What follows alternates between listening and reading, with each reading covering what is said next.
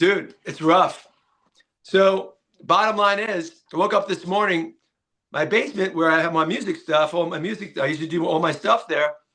The heater's broke. It's a good day. Freezing. Where are you? New York? I'm in New York, yeah, man, and not enjoying the moment. What part of the are you in the city or where are you? I'm in, Westchester.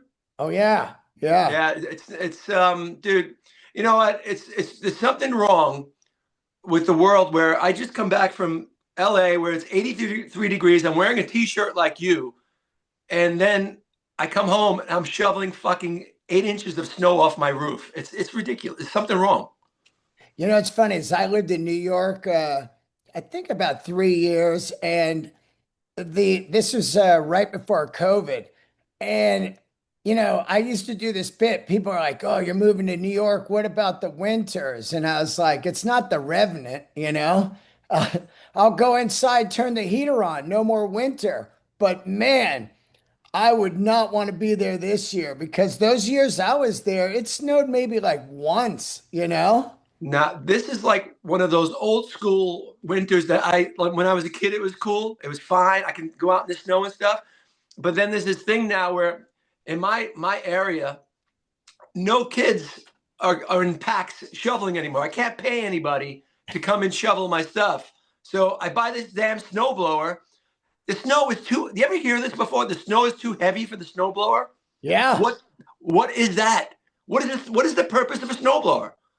I saw I I saw a guy with a giant flamethrower and like straight out of like Vietnam War stuff. Just that's I'm the at that shit. point. Yeah. But you know what? At the same time, for me, it's like it just keeps coming. It's one of those winters where it keeps coming. Like one snowstorm, you pack it in, and it freezes, so it doesn't even melt down. There's no rain. Yeah, I'm bitching about this because my back is destroyed right now. I'm done. Yeah, I'm a little bitchy right now because look, I had a great week last week. It was all good in the sun shining, all that good stuff. I come home and my neighbor literally says to me, she goes, "Didn't I just see you at the Grammys on stage? What are you doing shoveling your roof?" I said, "Because this is reality." What do you do, man? What's funny is I was at the Steven Tyler Palladium party, and I looked to my right and I thought it was you, but I was like, "Nah, that's not him," and it was fucking you. It was so yeah. Me and Eddie Trunk were hanging out. I was hanging out with Adam. Yeah. Um, they were all great. I mean, I had a great time there. What a fun show that was, man. Oh my God. Awesome. I've been doing it every year, which, by the way, let's get into this, man. Congrats on the Grammy win. Thank you, brother. You know what? I'm overwhelmed and humbled and all that stuff. I didn't see it coming. I mean, from that whole day alone, back to the beginning, surreal, right? And it was like, look, we've done the big four. Anthrax has done the big four. We've done a lot of big shows in our life, in our career. Man, I'll tell you, Dean, seriously, that was something above and beyond because it was all camaraderie backstage, and it was like high school. It was like getting back together with your friends again and hanging out. Case in point, just hanging out and watching the side of the stage stuff, right? I feel a tap on my shoulder, and Hetfield. I don't know. I haven't seen James in a few years, and dude, big hugs. And we talked for a half an hour. Introduced me to his son. Just real camaraderie backstage, and it was all for this one thing. It was so like I haven't felt that. I haven't felt that vibe backstage in a very long since we were coming up. It was really like a high school reunion. It was great. Yeah, it's really incredible also how this changes, track really kind of has all this different meaning from that day. It's really wild, right? Yeah, it did encompass everything that we were all kind of feeling, the emotion, right? And somehow, look, I've been on a lot of stages. We've been doing this a long time. I'll be really honest with you. I've never felt that vibe that like I thought we were done with the song, right? And I felt the emotion from the crowd because it was saying for us, we were on stage saying thank you to Ozzy and Black Sabbath, and the crowd was feeling it with us. But Dom took it to a new level, and that's what I love about Dom. He knew they wanted to do that. And I'm telling you, man, I just watched it. I was about to take off my bass. I had to stand there in the back. There's probably video of me doing this, just watching and just enjoying it as a fan. And just being, I think we were all one at that moment. And Dom has a great line for this. It was a magical moment. We were all one. And I thought he hit it really out of the park with that. And he wanted Ozzy to hear it. And I felt like that was the mission. And then it went viral. Dude, I've never been involved with a viral video. I don't know. So for me, it was just like, I loved being part of it. Thank God for Tom Morello for asking me to be part of that. It was something I'll remember. Then getting a Grammy, dude, a Grammy for, playing a song that I love from Black Sabbath. Come on. It's just, I couldn't be more stoked, man. I just saw a couple days ago that Morello said that Yungblud wasn't even originally supposed to sing Changes. So when this kind of shit happens, I always feel like it's in the powers of the art where, okay, somehow you get pushed in and bam, the whole trajectory of his career and yours and everybody involved just fucking skyrockets.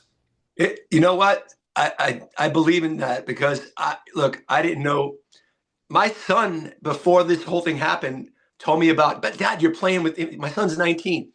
I didn't know Dom, and I didn't know the whole music thing. My son turned me on to him, and he said, "This guy's really good, Dad. You're gonna love this." And he started making me hear this music, and I'm like, "Wow, he's got something." I saw the videos.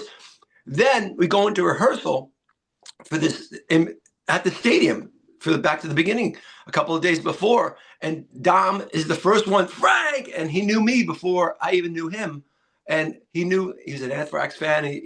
He's so pure. He's so from the heart. Big hugs, and we clicked immediately, dude. Immediately, and it's just a one-on-one. And now we talk a few times a week. I mean, that's just what we do now. It's a matter of fact. It's not like that one and done thing. We have a good time when we hang. Obviously, you probably saw some of the pictures that oh, dude, that party afterwards, after the Grammys, that was a rager. I'm still recovering. That was a rager, man. It was magic. Marcus King up there blazing it, Chris Dude, Robinson. Oh my God.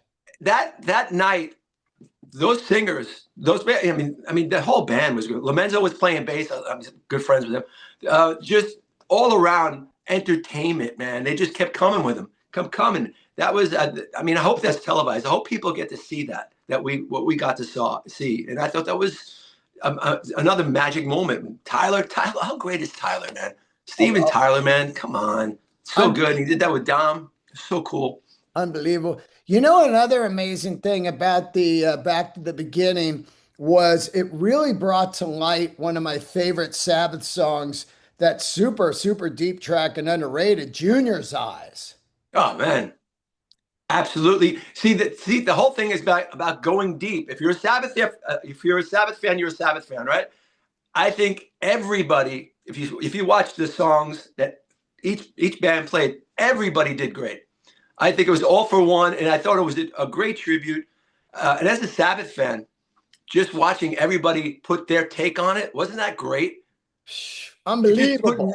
their take on it was, I just think everybody showed their personality in their take on those songs, because we all know those songs backwards and forwards. But man, their take was something special. So when I hear there's going to be a film about it, I'll be there. I'll be the first one in line because I want to see it all. Because we got from the side of the stage, all that. We missed some parts. I want to see the whole thing. As a fan. Yeah, yeah. Let's go way, way, way back. I'm an Anthrax fan. I've been Scott Ian's buddy for I uh hear, yeah, 100 years. dude. And by the way, I have to say happy birthday. I haven't even said this to you yet. Happy birthday. Um, I have to come to one of these things. If you need me to jam it, my friend Mike Inez was jamming. If you know the guy, I'll come in and jam a song. I'd love to do it. I'd love to be part of that. It looks like Oh, a lot of fun. I would have had you in 1 minute, man, you know? Call me up, dude. I'm around. Come on. Absolutely, absolutely. I'd love to do that. It's fun stuff right there. I think back, for me, and I've talked to Scott about it a lot, growing up in San Francisco and full on in the ground zero of the thrash metal world, spreading the disease. Guerneville, California, River Theater. This is the first time I see Anthrax. Wow. And I mean, I'm literally a kid. You guys are kids. Yeah. And it was I mean, spreading the disease and Among the Living to me are two of the greatest thrash metal records, right up there with, Wow. Masters and Lightning. Thank you, man. Thank you Yeah. very much.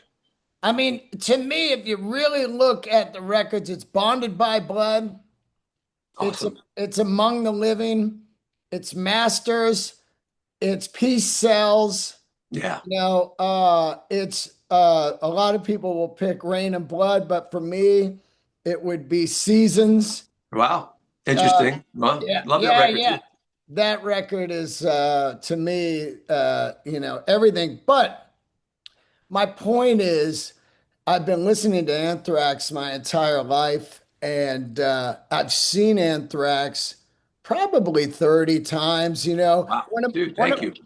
one of my favorites was uh, I was working at the Stone, booking the Stone, and we had an umbrella of promotion called California Concerts, and we had Anthrax, Public Enemy, and Fresno at the Warner Theater.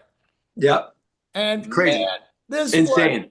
yeah, this was unbelievable this night, man. Because a lot like Scott, I loved metal at the same time I loved hip hop. I was listening to, you know, Rapper's Delight hit me over Yeah. the head, and that was it. I'm 60 as of 2 days ago. So when you're growing up on the East Coast, are you also into hip hop, or was Scott like the guy that was like, "Hey, check out, we got to get this flavor going"?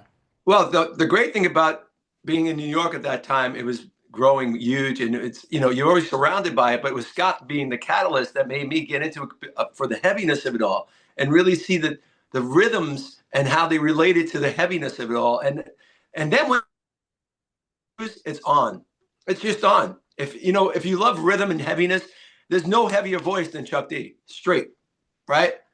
That's the way it is. When he gets on the mic, it's over. It's amazing. Yeah, so that became a thing, and that whole time, wasn't that a great time though? Just to be in music and loving hip hop and loving metal, because there was something there, like there was a combination there, man. So I'm glad when we did that, man. People took it for what it was. It was pure, it was heavy, and it was just two different kinds of two forms of music that just really blended well together, and it worked. Oh my God, it's a punch in the face. And Flav was there at the party. Did you see Flav? Well, I have a great video. Of course I've seen Flav. He was staying in the same hotel I was at, right? So you don't just see Flav, you hear Flav too, remember? So I'm at the elevator in my hotel. All of a sudden I hear, yeah, from way down the hallway, right? Frank, and it's on. And so I obviously hung out with him beforehand. So yeah, I know Flav and I love him. He woke me up one day. He was doing I had my balcony, and it was like 9 o'clock in the morning, and I hear Flavor going off, and he's doing some rap and stuff, and I'm like, wow. And I have a video of it because it sounded so good. It was so good. But that was my alarm clock for one day. It was awesome. Yeah. So I've seen Flav. Now, I never really knew, Dan leaves after a Fistful of Metal, Yeah. and you were like a roadie in the band and stuff, Mhm. or whatever. But were you playing in bands in New York also? I play, but not in band. Anthrax is my first band. I mean, Wow. it's crazy. It's like I married my first girlfriend. It was ridiculous, but Wow. it's crazy, right? But yeah, Charlie and I are related, right? Yep. Oh yeah. Yeah. So we grew up in the same house together. So we grew up as kind of brothers. After my dad took off, my mom had money issues, so I went to go live with my grandmother where Charlie lived. Charlie's mom is my grandmother, rest her soul. So yeah, we grew up in the house. So he was very influential because Charlie was always an amazing drummer. So it would be like big brother stuff. showing me the way. And we used to jam Rush all the time. So we grew up in that house being a rhythm section, you know. Charlie was the one to tell me to switch because I was playing the bass parts on rhythm guitar because I was playing guitar first. He says, dude, you're playing the bass parts. You should just switch. And once I did, it clicked in, right? And it's been a ride, man. I just had Del James on the show 2 days ago, and we were talking about Awesome. people that are underrated, and we both agreed that Charlie is as much of accolades that he gets, he's still so underrated, man. Absolutely, dude. He's the Pantera thing, which I'm really happy that people are getting to see what he is, which we've always known, you know. But you see everybody else getting the accolades, and this guy is like, wow, have you not seen Charlie? Have you not seen Charlie? What he's doing there? And now he's finally getting some accolades that he, you know, definitely deserves. So for me, it's I've known him all my life. So I always knew. So this is a matter of fact for me. When you guys were recording Spreading the Disease, Among the Living, do Yeah. you actually, while you're in there, start to think like, wow, this is another level? It's kind of like Metallica, where you look at Kill 'Em All, and then they do Ride the Lightning, which I think is a masterpiece. But then all of a sudden it's Yeah. like Masters, and you're like, where the fuck did this come from in a 3 year period? When you guys are doing Among the Living, are you sitting in the studio going, wow, this shit is heavy, man? Yeah, you know what? When you're on a ride like that, because that was the upcoming of everything, this whole thrash thing, and you know that's your next. Because remember, we did a lot of road work. I think the band was very much in that zone and shape for it too. You know, ready to take on and very hungry and raw. More importantly, hungry and raw. And I think that's what you hear on that record. You're hearing a live band. You're hearing a band coming from the road knowing and feeling their oats and really ready to tear it up. And I think that's what you hear in the recording, you know. And then Eddie Kramer helped with that, the producer on that record. And it was just all one. So yeah, I did feel the energy for sure. But that is from the live shows coming in and being a band and feeling our oats. I think you really hear that. I think the most impressive thing about, if you look at the big four, um, each band was in this scene, but each band completely has their own sound. But I'm going to say this, and I'm going to go out on a limb here. Anthrax really had their own sound. It was thrash, but it was like, oh, does not sound like Slayer or Metallica or Megadeth, you know? That's what I love about the Big Four. When you call this thing the Big Four, yeah, we all do. We've toured together forever. That's coming up, and I love it. We've had a great, charmed, beautiful life coming up together, and we did work. I mean, nothing is handed. You know, nothing is handed to you in this life, especially that. I remember in the early days, you're talking about Spreading the Disease. Yeah, we're on this major label all of a sudden, right? And I remember getting $5 a day to Whoa. eat breakfast, lunch, and dinner, dude, on the road. You know, in the vans, all that stuff to make it last, to keep it going, right? That's from Fistful to that was it. And these are the things you remember. Nothing's handed to you. And that's why when the Big Four came along, that was a celebration of what we've been through. All four bands coming up together, what we had to do to get to it. I remember the days, dude, we were in Europe touring. But between those days and the early days of Spreading, staying at people's houses, renting like people's houses for the day for the whole band, going out in the chicken coop and getting our own eggs for, to eat for breakfast. You know, you open the closet door, there's people's clothes in there. Their daughter's away in college, or son's away in college. It was one of those things. But you remember all these. Now they're fond memories. Back then, it's like, oh God, this guy from the Bronx. I'm the guy from the Bronx. What the hell am I doing here? It was very weird, but. Oh, well worth it. Awesome. That's hilarious. It's like early Airbnb for you guys. Absolutely. Dude, Dean, it was so that before any of the technology. I mean, we had to eat it, whatever the lady cooked that morning. God knows what the hell we ate. Schnitzel, whatever the fuck it was. Who knew? But we had to go pick. No, you go to the hen house, go get your eggs, and I'll cook it for you. I have no. I grew up in the deli in the Bronx. I have no idea what the fuck. How am I going to pick? Am I going to pick it out of its ass? What am I doing? You know, no idea how to get an egg. So she taught me how to do it. Crazy. It's funny, the Big Four was out at obviously the India where Coachella's done. Um, Yeah. which is pretty, cool because it's out in this desert and Yeah. it's got its own vibe out there, of course, if you look back at the Caius era and all that stuff. But really, the crown jewel of the Big Four is Yankee Stadium. And Oh, being from New York City, I mean, you got to think about Metallica. They did the Big Four far away from San Francisco. You yeah. guys did the Big Four in your fucking hometown in the Yankee Stadium, man.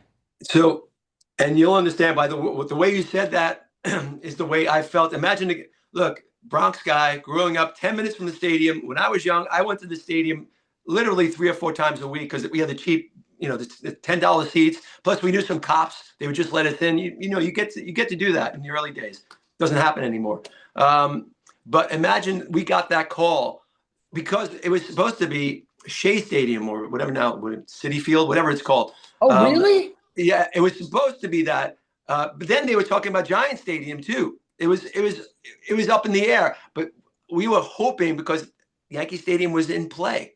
Yankee Stadium was in play, and then they got dude when especially Scott and I were diehard Yankee fans, aside from the shitty team they have now. But uh, we are diehard. So when we heard this, I mean, it was a whole new level of just our career. And yeah, I get it. It was the Big Four coming to Yankee Stadium, but it was also us playing in this sacred ground that we've always cherished, and it was very, very special to us, dude. We got to stay. So of course we get there early and stuff because it's Yankee Stadium. We get to go in the dugouts, that kind of stuff, and I'm sitting in there's pictures of me sitting in the dugout. And check this. I'll give you a quick story. So I'm sitting in the dugout. And again, I would always play baseball when I was young. So my dream was to slide into second base. Always, right? Yeah. Slide into second base and say, if I ever get this chance, if I get arrested, I get arrested. So I'm sitting there, right? And you got Yankee security guys there, right? So they know what I'm going to do. I'm going to, like I won the World Series, I was going to try this little jump thing. I was going to jump over the gate. And although it was covered, there was still a little dirt. I could still slide in. This guy knew I was going to do it. So I make the move. I go up to the gate. He goes, if you do go on that field, I don't care who you are, you will be arrested to the fullest extent of the law. I still remember the words he said to me. He had it ready for me. He knew exactly. I was going to do it, dude. But then I thought that would be fucked up if Anthrax had to be pulled off the show because I couldn't make it, right? Almost happened.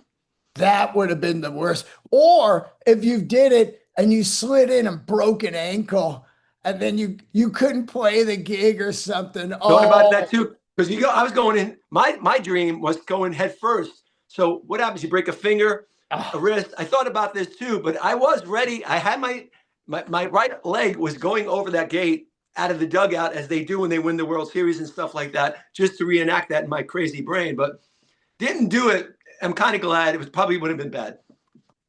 now you recently, because of the Grammys, you missed the Anthrax show, right?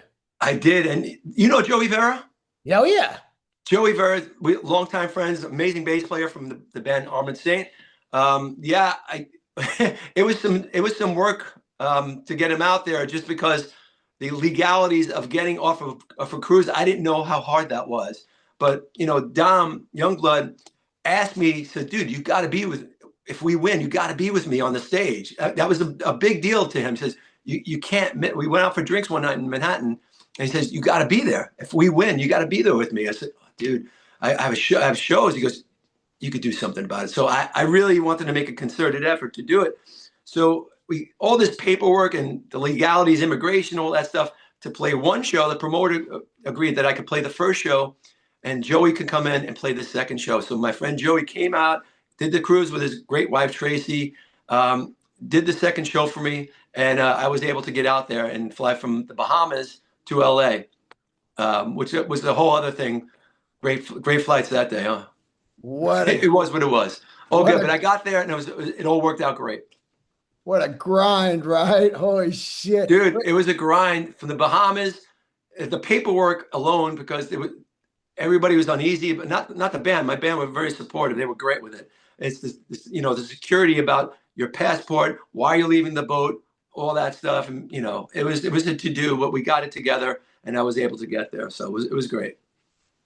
You know what I really am happy about the most, I think, about this era of music right now is, you know, there was a long, long time where bands didn't make money, then they made some money. But there's a lot of bands that were there that were completely kicking ass and just almost got there, meaning, Death Angel and Testament and guys like this now that are having just these incredible careers now, you know? Absolutely.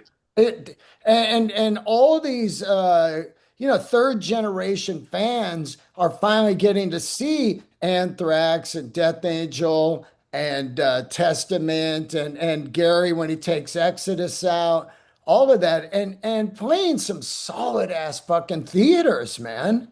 Absolutely. And the great thing about all this is, Dean, these are all my friends. We've Right? all come up together, Death Angel, Testament. We're all really good friends. I hang out with Alex Skolnick in New York City. I When love them. he does that great jazz thing. I mean, these are all good friends. We all tour together. Look, the next tour I'm leaving on Friday. It's Anthrax, Megadeth, and Exodus for a whole Canadian tour. These are Wow. all friends together, hanging out. And we've toured forever together, but we know the fans love this stuff. So for me, it's like, yeah, we're gonna hang. It's a great hang. Great, there'll be great shows. People will love it, and everybody wins. So we continuously do this and hang together on these tours. So I want to see everybody celebrated because everybody deserves it. Because this is not an easy business. So I want to see everybody come up. It's very important to me. Oh my God. I think Death Angel is one of the greatest thrash metal bands of all time. Great band, great players, good friends. Again, just grinding it, baby, grinding it. Just yeah, I mean, and Mark's playing with he's singing with Kerry in his solo thing now. It's awesome. It's just it's a great thing. I'm it's you got to look at our career, man. We've done this thing for a long time, and we've all had all these friends together coming up and staying together and seeing each other. So this is like a reunion, and I love it. I mean, think about how lucky we are to have this group of friends in this great metal thing that we have, this great metal music, and we stick together. Like it's just really it's a great camaraderie. It really is. Let me talk a little bit about bass guitar, bass amps, and Sure. early influences. Of course, Gene Simmons just played my 60th birthday. Dude, love that. That was so good, by the way. Because I've seen all the video now, and I'm kind of, why? I just want to watch this. I want to be there. Yeah. So I'm definitely I have to be there for the next. If you want me to play, great. Otherwise, I'll just be a fan. But um, the Gene thing was great, and it looked like it was just fun. Everybody was having a blast there. Oh my God. It wasn't my party. It was everybody's party. It looked like that. It Yeah. did. And it's I often say this, everybody on the show either says Zeppelin or Kiss was their gateway into rock and roll. It had to be Kiss for you, like me, Yeah. because you're the same age, and same with Scott. Yeah. But you know what's really interesting about Gene, and I don't think people really fucking understand the caliber of player this guy is. Well said, man. Because Gene, look, another influence. For me, it's Geezer, Getty, Steve Harris. But Gene, remember this: he had that great sound to begin with, and listen to Detroit Rock City. Not to get too nerdy in bass world here. Listen to the bass line in Detroit Rock City. It's a hook. It's a hook that he does with that bass thing. Feel uptight on a Saturday night. Dun dun doo doo doo doo. That's a hook. I look for that. I look for that aside from the vocal. He does these little Paul McCartney things, and he'll tell you he's totally influenced by Paul. Of course. He just has this thing. Gene will tell you what Beatles songs he got some Kiss songs from, which is awesome. So it comes from a good place. But one of the most underrated bass players ever, Gene wrote the forward to my book. That's I how know. much. I mean, I'm such a diehard Kiss fan. Gene remembers when I met him in New York City when I was 13 years old as a fan. He remembers these stories because me and my friends used to kind of harass them and meet them every day and ask them more Kiss info. Because we lived in New York, we would go downtown.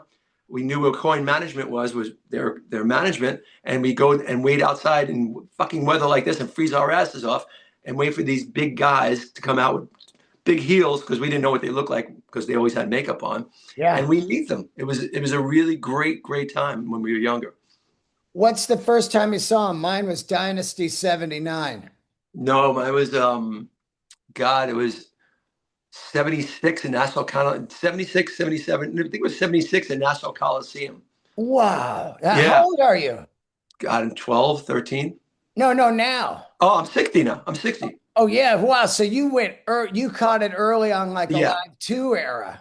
Yeah. Well, yeah. Well, I mean, Alive was my first Kiss. I mean, Charlie brought this in the house that I lived in. Charlie Benanti showed me Alive. I said, "What the fuck is this?" Wow. Sold, done forever. Then on, it was over, and I knew what I wanted. When I saw them on stage, I said, "That's what I want to do," and that was my goal. School had to be done. I had to get school done and all that, and I made sure I did it, and that was absolutely why I am here, And then I got into all these other bands too, and you put it in the sponge of your brain, and it makes you. That's what kind of happens. Now you played ESP basses, right? But what was your first bass? My first bass was actually a Fender 72 jazz bass. Oh Quick wow. story on this. Charlie Benanti's mom, my grandmother, rest her soul. I grew up on the bass, and when you leave that house, I left the house because I had a condo I had bought, and I was moving out, so I took all my stuff out, and I'm saying, I think my bass is gone. That my first bass, and I can't find it anywhere. This is years. So my grandmother, she calls me up one day. She goes, Frank, I got this guitar in the corner. I just found it. And I know immediately it's that she was cleaning out this closet from way back that was under the stairs that we must have put it into for safekeeping. And I said, no, don't throw it out. Don't throw it out. I flew down to the Bronx. I picked it up. It's my 72 Jazz. I still have, Dean, I swear, I still have the same strings that I grew up on there because there's blood from the blood blisters that I was developing from the calluses. Before the calluses come the blood blisters, they broke on those strings. I still saved them. The same strings that I grew up on playing because I couldn't afford strings. They're still the same. I still have them on that bass.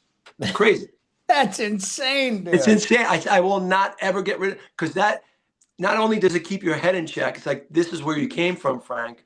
Never forget where you came from. It's just, and my grandmother, it's all one for me. So it's all. She's the one that said, and my mom, she said, go do what your dream is, and they were the ones to give me, go for it. So it means a lot to me. So when you see me wear purple, like I wore purple that night, and purple tie and stuff for the Grammys, that was their favorite color, and that's why my new bass here. My new bass. This is Spectre, my new Oh, Spectre bass. oh yeah. That's my signature, my new one. This is for them. So I feel wherever I go in the world, a little piece of them is coming with me, and it's very important because I'm all family, dude. It's all about family. Yeah, yeah, yeah.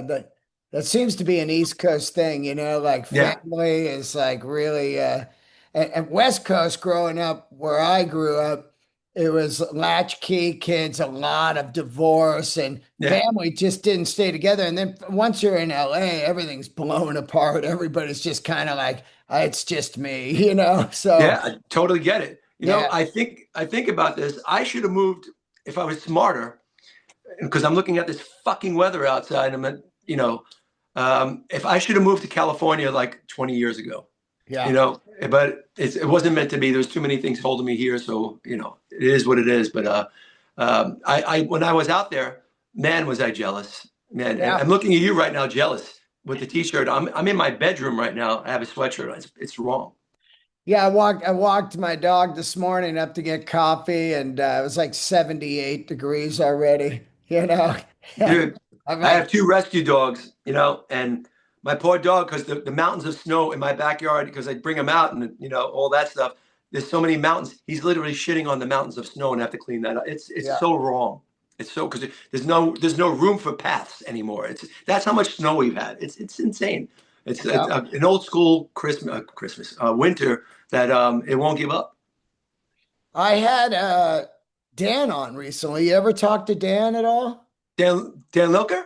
No, Spitz? Oh, I haven't talked to Danny. I love Danny. I love Danny Lilker and Spitz. I get along with everybody pretty much. Yeah, I love Danny. I love what he's done with his life. I love that he's a master watchmaker. I think it's great. How's he doing? Oh man, he's down there in Florida and he's got his own place and he's Awesome. really one of the, top 5 watch restore guys in the world, So it's Danny, we've had some great times in our lives together, man. We had a lot of great laughs. You know, life takes us to wherever it takes us. But man, let me tell you something. Those days with Danny, we had some really great times, great laughs. And again, another person who means a lot to me because we all came up in this life together. So it always has a space in my heart. You'll always have that. So, and I'm very, very proud of him for what he's doing now. I think it's great. I also had John Bush on recently and John? he was out touring doing the Anthrax era stuff, which people absolutely love. I was in New York. I went to see it in New York. It was awesome. It was amazing. Yeah, right. And So it's amazing um how great he sounds right now still, I think honestly, Dean, I think he's sounding better now than ever because he knows his voice. He's always Yeah. been a great singer, but I just think he cares about taking care of it, and then he's learned this real. I even asked him that night in New York. I said, "What are you doing? Because you sound your highs is so thick and full." I'm saying, "Wow." He says, "I'm just singing the songs through before warming up and before the shows, and it somehow works for him." Dude, I was telling, how do you get your tone? This isn't a kiss ass thing. I just want to know, is that a natural thing you have? Yeah, yeah. I think I tell people a lot of times, uh it's for me in my wheelhouse is Bon Scott and Ozzy. And I think that if it's not in your wheelhouse, you can tell right away by somebody's neck and the style they're singing. They think that it's screaming. They think that it's a grit thing, And I always tell people there's no way I can do Brian Johnson. It's not in my wheelhouse. I don't even try it because it would hurt. Wow. But I see a lot of guys when they do Bond, their neck is just like, Bulging. hey, yeah, yeah. And that's not what it is. It's like, it's really easy. It's like, see me right out on that sunset on your color TV screen. It's what it You is. also, in that, it's almost like a heavy falsetto in a way, Right, right? right, It comes out because it's so like even when you speak, and this isn't a voice class here, but I'm just saying because I've studied voice and all that, but it sounds like even when you speak, it's just a natural. There's a rasp there, of course, but it's in your speaking voice. You can just sing out. It's just like you project that. You're not trying to do it. It's just there. right. And this is the first time since I stopped singing, 20 years ago and started comedy 16 years ago. Crazy. When I Wow. sang, there was no fucking in-ear monitors. So this year, I used in-ear monitors and I go, oh, I could actually sing a whole tour with AC/DC. No problem. Isn't that Because crazy? I don't have to scream over a band because once you're forcing it, you have no longer have the cadence, the character, and the flavor of Bond because you're Right. trying to get above things. But Yep. Bond is really like, in the beginning, back in Yep. 1955. And if you can do it like that, you're going to be able to nail the flavor of this man, you know? Totally. Because it's like a little studio. Look, it took me a while to get to the point where I needed in ears because I was also really afraid of my hearing. Right, Then I do a lot of the harmonies with Anthrax and live and all that stuff. So I had no choice because we're so fucking loud on stage. right. It had to happen. So I completely understand. So this is a blessing just because it's like your own little world in there, and you don't have to project as much as you over amps. It's ridiculous. Well, a lot of people say like, oh, I just can't get into them, man. I feel like I'm in a fishbowl. And I'm like, for me, last week was the first time I ever used them. I Wow, said, wow.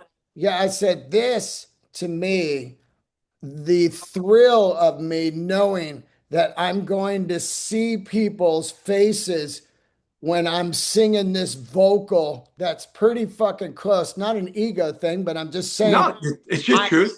yeah, I just know they're gonna be like, wow, and I don't give a fuck. To me, it's for the people, Yeah, to experience this AC/DC thing. And once I put him in, I went over to Keith Nelson's house, the former guitar player for Buck Cherry. I went in the studio. I know, Keith. Yeah, right. And so he goes, come on over and we'll run the stems and you can just sing to them and get used to them. And I sang Sin City one song and I said, I'm good, dude. This is going to be fucking fire. Right. And I went home. I didn't need to do anymore. That's great. Do you have the molds yet? Did you get the molds? No, I was just using these. Here they are right here.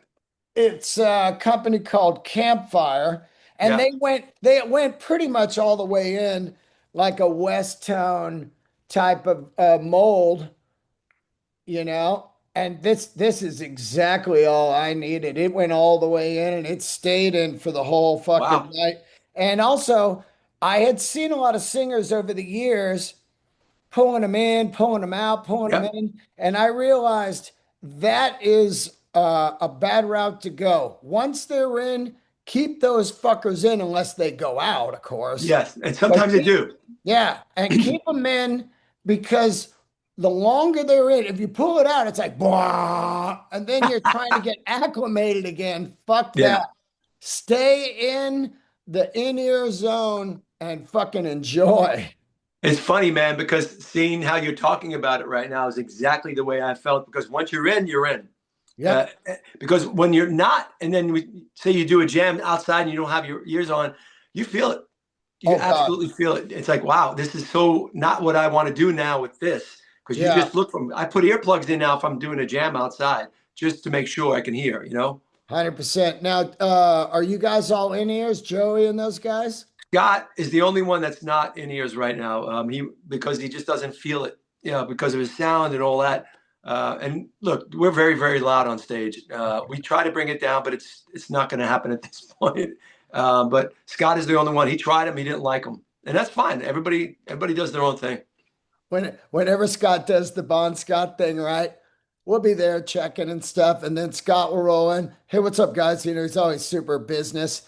He'll fucking plug in that goddamn Marshall's dimed, and he'll be like, "Gan, gan, gan, gan," and we'll be like, "What the The fuck?" wall, I call it the wall of sound. It's great because I've grown up with this stuff through, my career. So it's a matter of fact. I have Scott in my ear. What I do is I have Scott drums, my bass, and little vocals, and that's my sound. So that little studio in my head is the nucleus of Anthrax. The rhythm section of Anthrax is what I have in my head. Right, right. It always works. You know what? I went only vocal Wow. because all the band was there and I could feel the band. It was on a fucking 100. And then I just turned the vocal up just a hair over that and I was in. I was going to ask you for the last one you did, how loud was that stage? Because I saw some video. Was it a loud stage? Fucking brutal, It dude. looked loud. That's why I was asking. Yeah. Brutal loud, man. And this was the first one I sang where the next day I was like, I could do it again tonight. No problem. Wow. That's how you know, man. It works, and that's a now forevermore. You won't have to worry about it because it's also a mind game too, right? Where Yeah. you don't have to push. It's like I'm good, I right? don't have to push, man. And for years, people would be like, man, if AC/DC ever called you, would you do it? And it's like, I don't know if I could do it because I've been on stage when AC/DC's playing, and it was the loudest I've ever heard a band besides the Black Crowes. Wow. Hands down, Black Crowes fucking played those matchless amps back in Yeah, the Amorica era. Those yeah. things were They're loud, dude. Yeah, 120 dB, just cranking, you know. And Does AC, Chris use in-ears? no, I guess lately it looked like he's kind of trying them, Wow. but Yeah. 'Cause- you know, it's the older you get too, volume really fucking beats you up yeah. physically.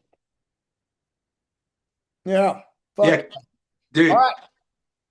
It, Let's give a shout out on your book. Tell everybody what it's called. It came out in 21, right? I had a copy of it. Hey, you know what I wanted to tell you about? Yeah. Um, you did a song. God, you did this song. It was an old school AC/DC song, but it's an older video. What the Yeah. hell's the name of the song? God, I can't. My mind's Squealer? blank. What? Squealer? Yes, yes. Yeah. Where did that come from? That's that because I wanted to mention that because I was trying to think just now.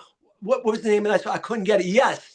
Where did that come from? Who picked That's that on song? the Dirty Deeds record. Yeah, but who picked that song out? Did you pick that song Oh out? yeah, I do the set list every year. Because that was so obscure. God, I love I was so impressed with that. I love So Squealer. Can I sit next to you, girl? Overdose. And there's one other one. Hold on, let me give you this. Because I love this stuff. I yeah, love it. I do too. And I was going through the tunes. So glad I remembered to ask you this because it was bothering me. It was Yeah, bothering me. Squealers, Squealer. It's funny when you do deep tracks. I was talking to the crowd about it. They're gonna stone face you, you know.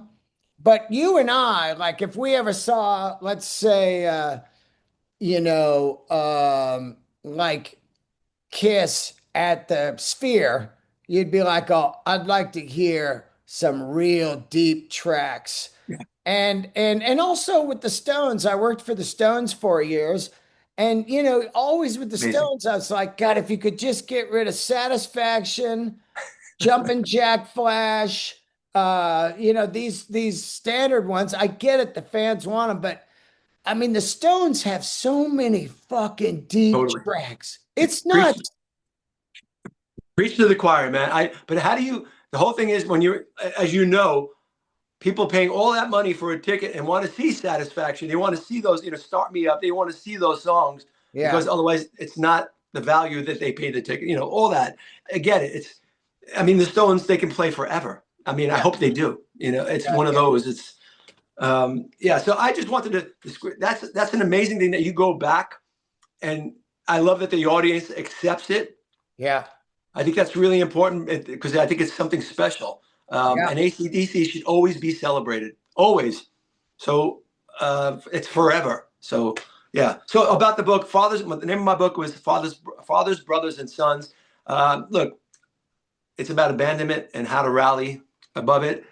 My take on life, how the metal community and rock and roll, and it's really more like a self-help book and how to deal with all the craziness that abandonment and poverty and all that stuff growing up, and then you get in the band and you see the other side and you're very grateful. That's pretty much what it's about. Well, I do think over the years that I've had some abandonment issues, and it's an interesting thing to deal with if you have a father that leaves, and as you get older, you realize with me, my father lived 3 hours away, but when I was a kid, I thought he lived like across country, just the Yeah, way the minimal effort put in to see, you know, seeing me, you know. yeah, And then it carries on into friends into your life over years where people come and go and you're like, ah, fuck that. And then you start to think, is it me? Or is it this human doesn't know how to keep a long relationship with someone? It's a heavy thing that'll inflict problems on you for your whole life if you don't, you know, confront it. absolutely. It's a scar. It's a scar, and it's not you. And what you learn is it's not you. You brought into this world by this person, right? And here, get out there. And all of a sudden, I'm going this way. Oh, what? Wait, what happened there? The one thing I always promised myself, if and when I got married, I'm married 27 years now. The one thing I did always promise, I would never do that to my son. because I'm on the other side. I would never ever put somebody through that. I mean, then you go through poverty. We're on welfare. We had to move to this really shady area, a really bad area, and I was getting my ass kicked every day as growing up. So this stuff is scarred in your head, and you always want to make it right. You say, all right, that's what I'm not going to do, and this is what I'm going to do. So I think so many people have reached out to me after my book. They read my book and saying how it helped them with abandonment issues and all. And that's the payoff, Dean. That's the payoff. It's not just, I don't need the accolades of writing a book. For me, I needed it. It was therapeutic, and it really worked in straightening my head out after all the therapy I've had for this stuff. And it made a lot of sense. And so I'm just paying it forward now and just helping people. And look, if this one line from this book can help you, all good. And so it's not a rock and roll. There's a lot of great rock and roll stories in it. But this book it's become more, even the publisher told me it's more like a self-help book because so many people are reacting to it, which is awesome. Yeah, you know, a lot of people say, "Oh man, you shouldn't really shout out your age, because the ageism in Hollywood is real." And Yeah, I get it. I know it's real because I have not wasn't able to get a manager for all these years now. But to me, it's more important to let people know that I started comedy at 44 years old. And amazing. any time in your life you've always wanted to do something, just go fucking do it. Don't be afraid of failure because not doing it is the failure, you know? Totally agree. Never say, my line has always been, never say I should have. Or I wish I had. Right? Or I wish I had, because, dude, look, we were just talking about spreading the disease. I was 17, my first 17, 18 years old when I got in the band. Spreading the disease, I was 18 going on 19. That was yesterday, right? And now, I can't even believe Anthrax is putting out a whole new record and all that stuff, whole new cycle coming up. And it's been a great ride. But what I'm saying is you have to step into the pond, man. There's no time like the present. That's the line. It really is. And I do that with everything now. Even, I don't care. I'm 60. I'm a yoga guy. I'm going to fucking last. I don't care. Yeah, my back will hurt, but you know what? Fuck that. We're going for it. Doesn't matter. Doesn't matter. Totally. When's the new Anthrax record coming? Later this year, very psyched. We have the record that we're as fans as we are, we're very psyched about this record. Later this year, it will be coming out with, I think the way they do this now, the new cycle, is they put a single out and then they put another single out and then the record comes out. I'm leaving into the powers that be to do all that stuff. And we have new management, new agent, all that stuff. So there's a great plan going ahead, and you're going to be seeing us a lot. Right now, I leave Friday for the Megadeth, Anthrax, and Exodus tour, which I'm really excited about. All Canada, all arenas, they'll be sold out and crazy. And it's going to be a warm tour. There's not going to be any cold weather at all in February in Canada. So very excited. But now, I'm psyched. I'm psyched about it. how do you guys pick the set list? We're just talking set list. Of course, you got to play the hits and stuff. Do you play any of the John Bush era stuff? I saw it one time before. Joey did Only. You did your homework. Thank you. Yeah, you know what? No, it's hard. And we were just talking about this. Just like you have this catalog of these records, and then you literally, I mean, we ask fans on the website, what do you want to hear? We can throw them in once in a while and stuff. And if you don't play Caught in the Mosh, Indians, even Got the Time, believe me, you hear it. And I don't want to make anybody unhappy that's coming to see a show. So what I try to do is we'll try to bring in different songs and say, look, why don't we just stick this out? Maybe play it once in a while and stick and get that song out here, put that one in for tonight. And it makes it more lively. And we're trying. But the great thing about it's a great problem to have when you have this catalog and that people want to hear all these songs, which is awesome. But it is because we don't want to upset people, but at the same time, you also have to give people what they want. I get it. The hits, whatever they're called, you have to play them sometimes and give them the set. But we like to mix it up. So we have different songs for this cycle, for this tour, and we'll see what happens. You guys play NFL at all? We do that's one of the songs we put in and pull out because there's only so much time. right? And we just did it. We played Indonesia. We put that song in. God, Uh, I love that song. yeah, it's a great. Thank you. It's again having the catalog like that and picking those songs out. I'm the Law, stuff like that, and then some of the new songs, Breathing Lightning. A lot of people like it from our last record. A lot of songs, and you want to play the newer songs, but then that's the mix up. It's the balancing act. Even from the new record we have coming out, how's that going to work? We love we would play every song off the new record. We love them, but how do you do that? And we're Yeah. just gonna have to figure it out, right? I'll tell you an interesting thing. Whenever I'm getting ready to do the Bon Scott Bash, I'll watch Let There Be Rock Love for it. the whole movie about 4 or 5 times.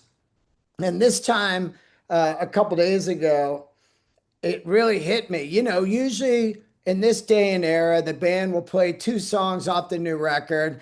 And sometimes people are like, especially with the Stones, it'll be like, new song, I'm gonna go take a piss. I call them piss tracks, you Yeah. know. But I'm watching Let There Be Rock, and they played 4 songs off Highway to Hell. Oh man. It's a brand new record. And you think, this record, they could have played that whole fucking record and no one would have fucking Nope. moved. They would have stayed right up front, man. From first listen, right, because that's right then and there, right? From Yeah. first listen, you just have to, wow, and just start a riff, man. It's in, you're in. That's it. Yeah. So Yeah. that's, again, that was a different time too, but it was AC/DC, different. I mean, it can do no wrong in my eyes. I mean, Yeah. that's forever. AC/DC is forever. That was a gift. They are a gift. The one thing, here's the thing. We've opened for, we played with so many bands, a lot of our heroes. The one band we've never gotten to play with, Anthrax, is AC/DC. That's a Damn. dream. That's still a dream, dude. I pray one day before it's all over, just to play one show on the bill. I don't care where we are on the bill, to play with AC/DC. That's a dream. That's an absolute, for all of us, actually. And it can still happen because they're out touring. I would love it. Make the call. Angus, we're here. That's Yeah. it. I'm ready. So that would be a dream. That would be, feather in the cap, all that stuff. Before we get out of here, Yeah, speaking of NFL, Super Bowl, you got a team or are you just going to watch it or are you a football I guy? do. I do. Seattle. Oh, shit. Okay. Here's why. Yep. Darnell, right? Is that how you pronounce his name? Yeah. Quarterback? Yeah. Look, he had his hard times in the past. I'm kind of cheering him on because he paid his dues. He went to second string, all that stuff. He went through a rough ride. And I always thought that guy had talent. I think it's a great Super Bowl, by the way. I think it's a great game if they can get to the game. Yeah. But I think it's a great game to watch. So I'm going to be really interested. I'm hoping that everybody stays healthy and have it just compete. Aside from everything else, I look forward because I've been following. Originally, it was Denver. I thought Denver was going to do it, Same right? here. Same But I here. don't know what happened there. It's just unfortunate. But this is still a really good Super Bowl, so I'm looking for. But I'm pulling for Seattle for sure. And comedy. Are you a comedy guy? I am. Yeah. Well, you're friends with Bill. I just saw Bill at the Grammys. Oh, yeah. Bill Burr, and I love him. I mean, look, here's a great thing, man. When we did the Back to the Beginning thing, they had asked us to do this Comic-Con the week after to stay, Scott and I, and Randy from Lamb of God. Yep. They asked us because Ozzy was going to be signing after the week after at the Comic-Con. So we said, of course, we'll stay in town, we'll stay in Birmingham, and we'll sign with Ozzy. So during that week of staying was my birthday, my 60th birthday, crazy enough, right? So it just so happens that Bill Burr is playing in London, which is about a 2.5 hour drive from Right. Birmingham. Dude, so I celebrated my birthday with a great dinner, and then we saw Bill Burr do this amazing benefit show playing with the Pretenders. That's right. That's Dude, right. he played with the Pretenders and he fucking killed it. He totally killed it. It was great, and his comedy was hilarious as usual. I saw him in Glengarry in the city. Oh, yeah. He fucking nailed it. I was so proud of him. That role was him through and through. Saw him after the show, and just he couldn't be nicer. He's just one of the. I'm just getting to know him now, but let me tell you, I'm a big fan, and I just love the guy he is. His wife is a sweetheart. All good. Oh my God, the guy is the greatest friend I've ever had, man. It's just Awesome. he is just an incredible human, and you know, in the last few years, has just had an insane career Yeah. advancement of that Glengarry Broadway, It was awesome. and then Awesome. his latest special on Hulu. I mean, I Oh, think, dude, yeah, hilarious. Fucking, yeah, it's brutally honest. It's fucking brutally honest. And yeah. that's what's great. You want that. So for me, so when I saw him, I had to. He was doing some interview. He finished the interview. His wife, I met his wife, sweet, and I said, "Can we take a picture?" And she was nice enough to take a picture with him. It was a Grammy moment, so I figured, let's do this now. He's so nice. He's so cool. So great. Well, have a kick-ass tour. Looking forward to hearing the new record and the singles. Thank Do you you. know the title of the record yet? Yeah, but we're not going to release it yet because there's a whole thing tied behind it. I So yeah, got you. I got yeah, you. it's all good. But Dean, this is great. We finally meet and hang. This is all good. So from now on, let me know when you want me to play, dude. I think we'll have a blast for Oh yeah, sure. yeah. And when you see Charlie, tell him to do the fucking show. He said he would do it years ago. I'll hit him up. I've had all the greatest drummers on here. I'm dying to have them on. I'll hit him up next week. No problem. Thank you. Tell Scott I said hi, and Will do. I will see you somewhere out there. I hope to see Anthrax when you come Any through. show you want, dude, come out. I'm there. Absolutely. All Listen, right. and in the meantime, send some fucking sun over here because I'm over this shit. All right. I love you, brother. Take care, bro. I'll see ya.